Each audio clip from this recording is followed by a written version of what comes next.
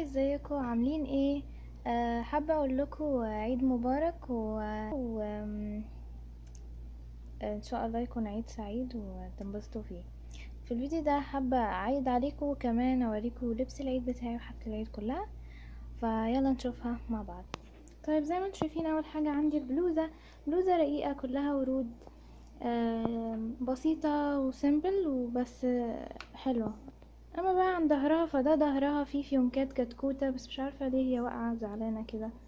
شكلها جميل قوي حتى وهي واقعة، بس لو كانت مفروضة كانت يمكن تبقى احلى، مش عارفة. بس هي يعني anyway شكلها حلو قوي في الحالتين، وعجبتني قوي إن بلوزة رقيقة.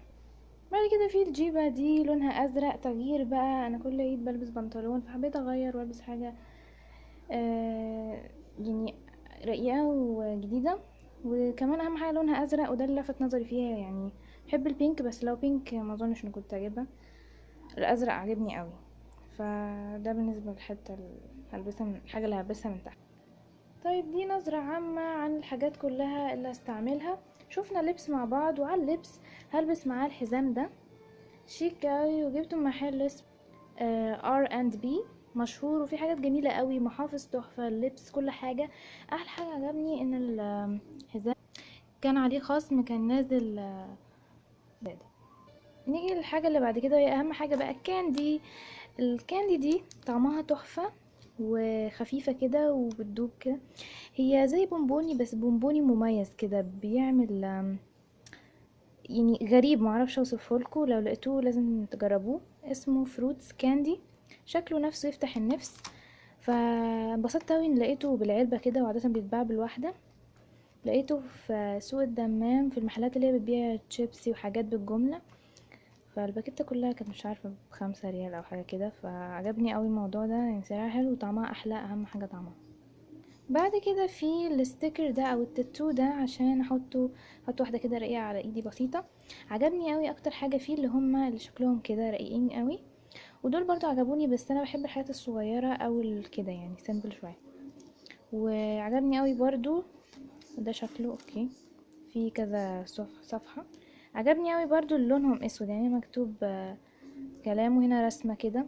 فبحب قوي يا اما الصغيرين يا اما كده يا اما كده، دول اكتر حاجة. فبس حلوة قوي، لو لقيتوها برضو جيبوها، بيبقوا حلوين وبينفعوا، وجربتهم قبل كده عجبوني، فانبسطت اني لقيتهم تاني.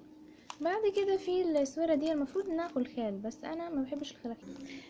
بعد كده في البارفان ده، ريحته تحفة، هو على شكل تفاح وهو ريحته تفاح، فهو جميل قوي، اسمه بينك ابل، وجميل قوي بجد، وكمان تقيل يعني وبتملي، فحلو قوي وعجبني، عشان بحب قوي ريحة البونبوني والفواكه وكده في البارفان. طيب بعد كده في التوكة دي، لقيتها لايقة قوي مع الجيبة، انا ما نسقتهمش مع بعض، جبتها لوحدها، وانا بحب اللون الازرق، فلما رجعت لقيت انهم ينفعوا طقم حلو قوي، وشكلها حلو. انا بعشق الفيونكات جدا، وبينفعوا في اي حاجة، في الخروج، في المدرسة، في كل حتة، بستعملهم كتير قوي. بعد كده في الاسورة دي برضو ممكن البسها، ودي من اكتر الاساور اللي بحبها، والخاتم ده اللي وريتهولكوا قبل كده، بحبه قوي برضو. اخر حاجة بقى، مجموعة الخواتم دي كنت جايباها من سبلاش من سنتر بوينت، بس عجبوني. انا اللي لفت نظري ده اللي خلاني اشتري كل البتاعة دي، بس هما كلهم عجبوني، ده برضو حلو، وده، بس ده ما عجبنيش قوي يعني، بس يعني كويس. فعجبني اول باكيت دي وحبيتها، فقلت البسها بقى، اخليها للعيد، ما نلبسهاش في رمضان. وبس ده كان كل حاجة بالنسبة للبس العيد وحاجة العيد كلها. انا انتوا طلبتوا مني ان الكاميرا توضح، وكان الكل بيشتكي من الموضوع ده، فانتوا زي ما انتوا شايفين اشتريت موبايل مخصوص عشان اجيب كاميرا واضحة جميلة، وما يبقاش بقى في، يعني ما تتضايقوش. وبالذات واحدة اسمها ياسمين عبد الله تقريبا، اه، كانت دايما تكتب لي كومنتات. في الاول انا كنت يعني بزعل، لكن في الاخر لقيتها بتكتب لي كتير وبتنصحني، فبقيت بالعكس مبسوطة منها، ويعني مقدرة انها بتنصحني وعايزة قناتي تبقى احسن. فادينا اهو يا ياسمين جبت كاميرا، وان شاء الله يكون الفيديو عجبك والوضوح بتاعه عجبك. فاضل حاجة واحدة، وهي المانيكير، بس مش هوريها لكم دلوقتي، هوريها لكم في الفيديو الجاي، عشان هعمل لكم بديزاين بسيط، ديزاينين تقدروا تعملوهم سريعين جدا. فهحط لكم الفيديو مثلا بتاع الديزاينز ده بكره او حاجه، يعني قريب قوي قبل ما العيد يخلص، عشان تلحقوا تعملوه في يوم كده.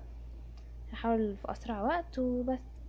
اخر حاجه حابه اقولها، ميرسي قوي لاي حد بيشجعني بلايك سبسكرايب او كومنت، بالذات الكومنتات بتاعتكم بتسعدني جدا بجد، تحفه.